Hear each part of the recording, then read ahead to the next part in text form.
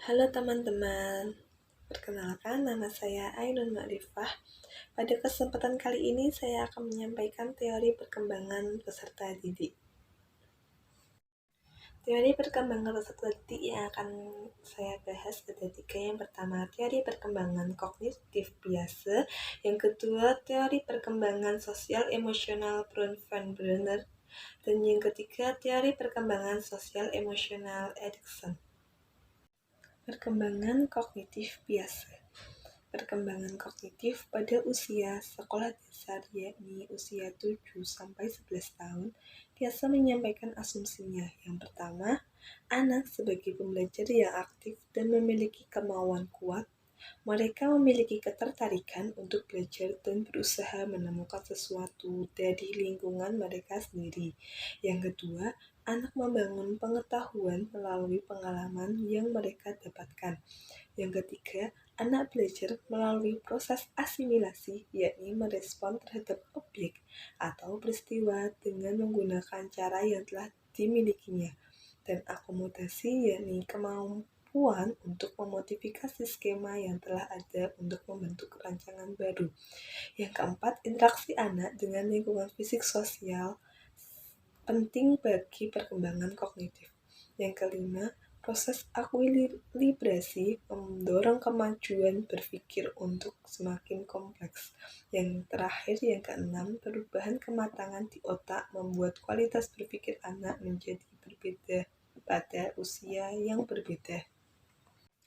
Pada usia sekolah dasar, anak berada pada tahap operasional konkret.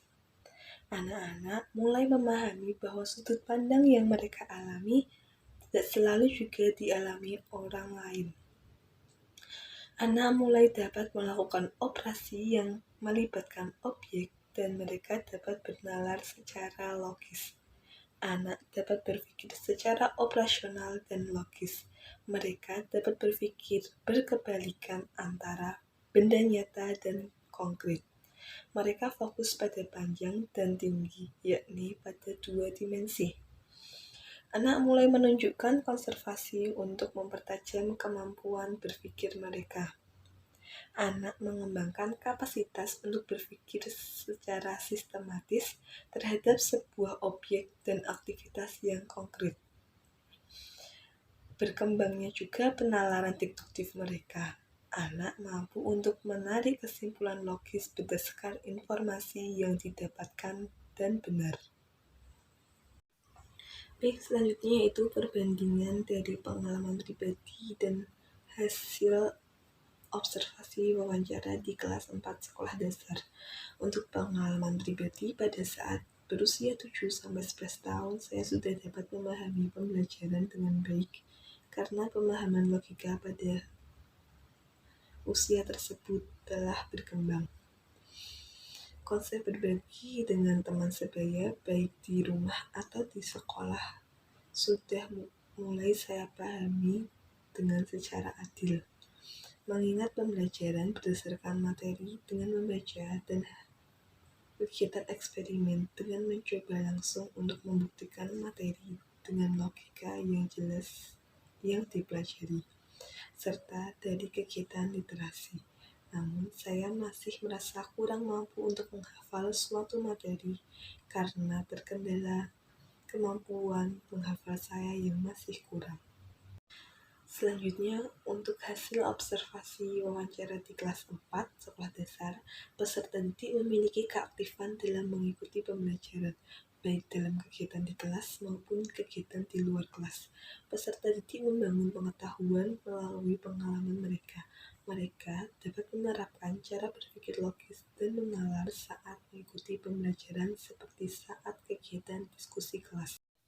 Baik, cara yang dapat dilakukan untuk mengembangkan anak pada fase ini adalah melatih fungsi kognitif anak dengan membaca buku, mengajak bermain berbagai permainan, membuat karya seni dan kerajinan, serta mengajak anak untuk mengeksplorasi hal yang baru, dan menanamkan kepada anak jangan takut untuk mencoba.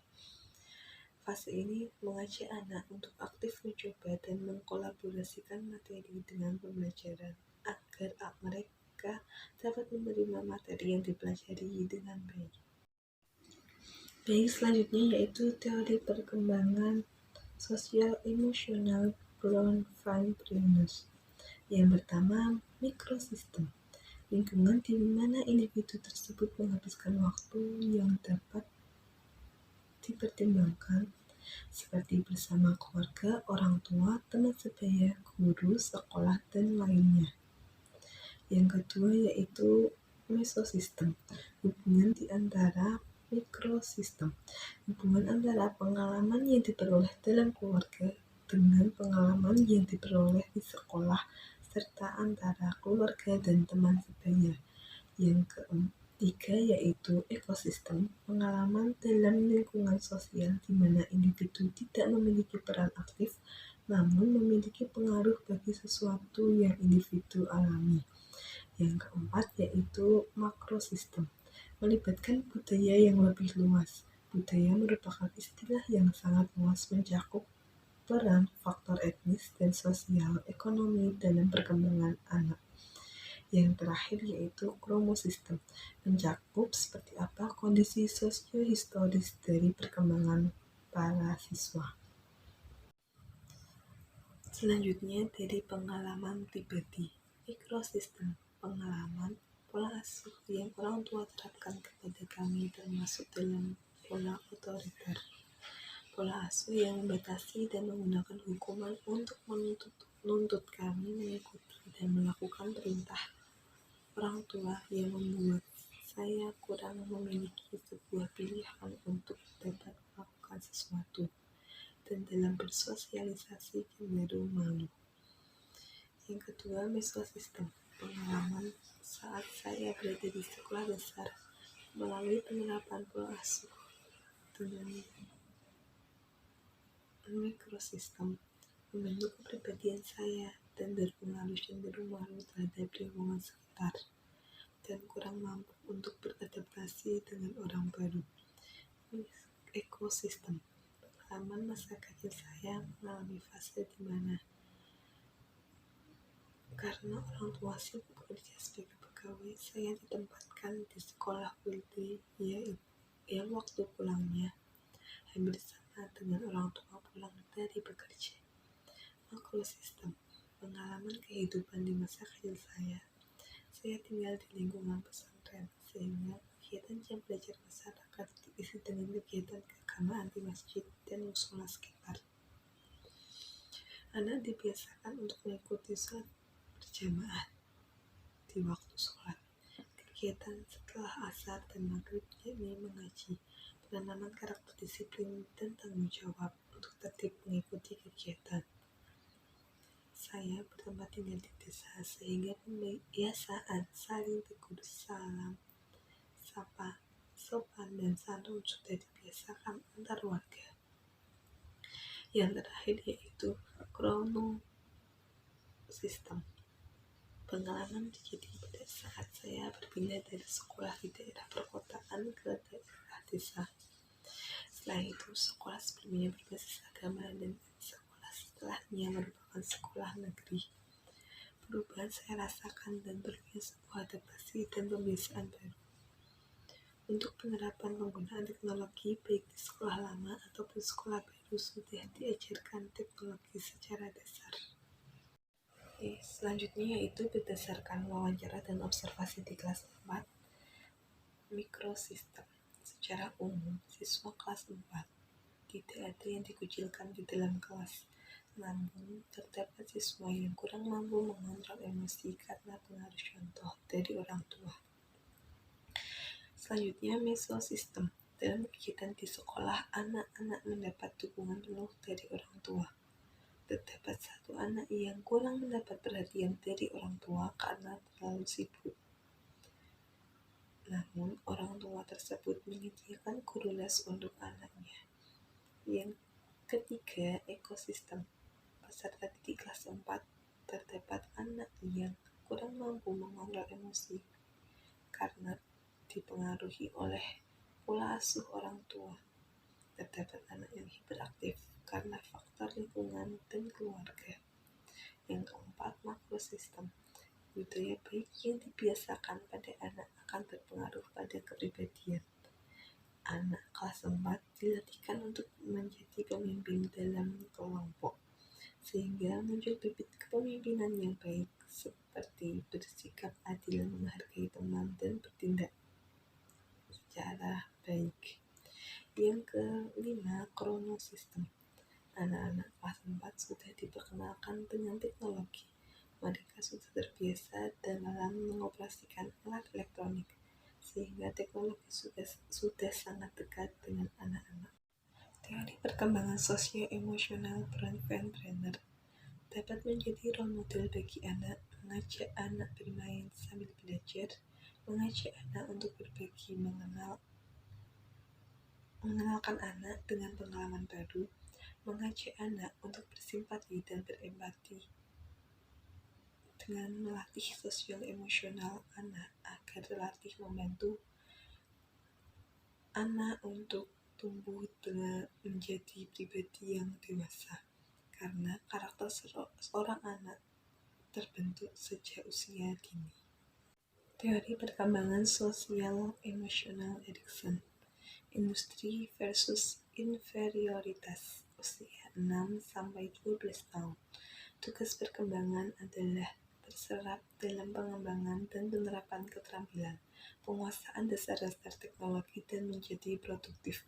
Anak harus mampu menghadapi tuntutan untuk mempelajari keterampilan baru dan mempertaruhkan rasa inferioritas, kegagalan, dan ketidakmampuan.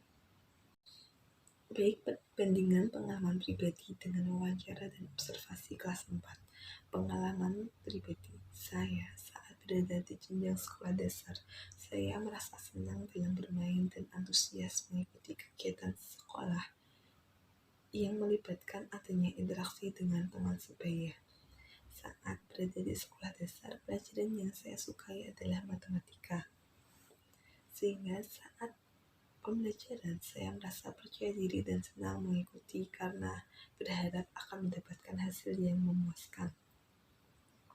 Berbanding terbalik dengan pembelajaran bahasa Jawa dan pelajaran IPS, karena saya memiliki kemampuan menghafal yang kurang, menjadikan saya kurang bersemangat saat pembelajaran, sehingga muncul perasaan putus asa dengan hasil yang akan saya peroleh. Selanjutnya yaitu yang wawancara dan observasi kelas.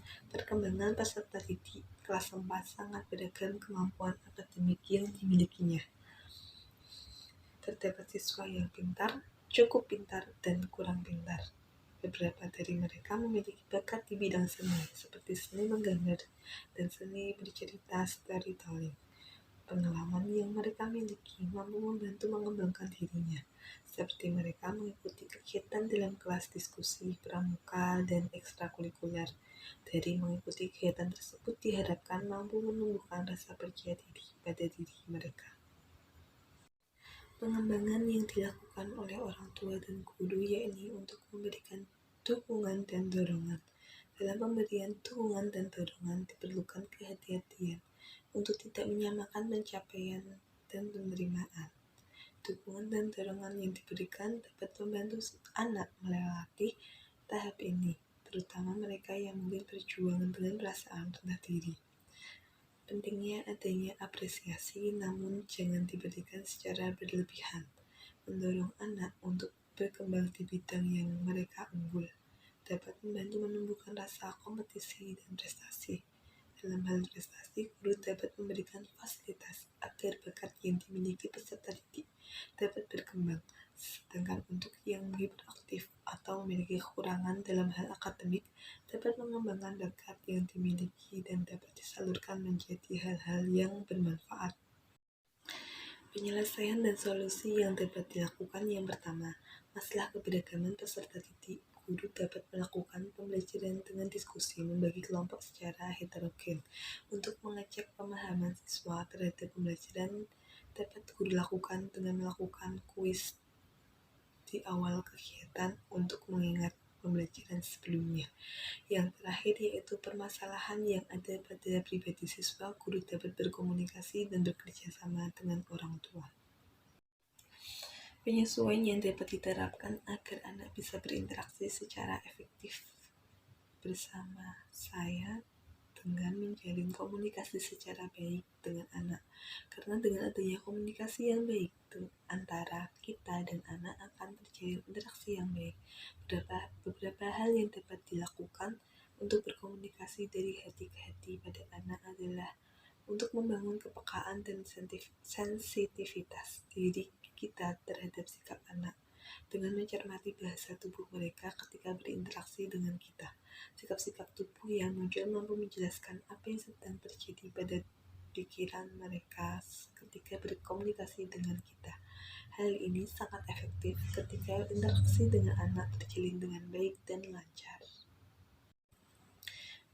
Berikut hasil dari infografis yang saya buat tentang teori perkembangan peserta didik pada kelas 4 sekolah dasar. Yang pertama, teori kognitif peserta didik, yaitu mereka memiliki keaktifan dalam mengikuti pembelajaran, baik dalam kegiatan di kelas maupun di luar kelas. Kemudian, teori Bronfenbrenner yang mencakup mikrosistem, mesosistem, ekosistem, makrosistem, dan kromosistem. Kemudian yaitu teori Erikson tentang perkembangan peserta didik kelas 4 yang sangat beragam kemampuan akademik yang dimilikinya. Yang terakhir yaitu bagaimana penyelesaian dan solusinya yang harus dilakukan. Yang pertama, masalah keberagaman peserta didik dapat dilakukan dengan pembelajaran secara diskusi, membagi kelompok dengan heterogen. Yang selanjutnya, mengecek pemahaman siswa terhadap pembelajaran dengan guru melakukan kuis. Dan yang ketiga, permasalahan yang ada dalam pribadi siswa, guru dapat berkomunikasi dan bekerja sama dengan orang tua. Sekian presentasi dari saya. Terima kasih atas perhatiannya. Semoga dapat bermanfaat. Sampai jumpa pada kesempatan selanjutnya.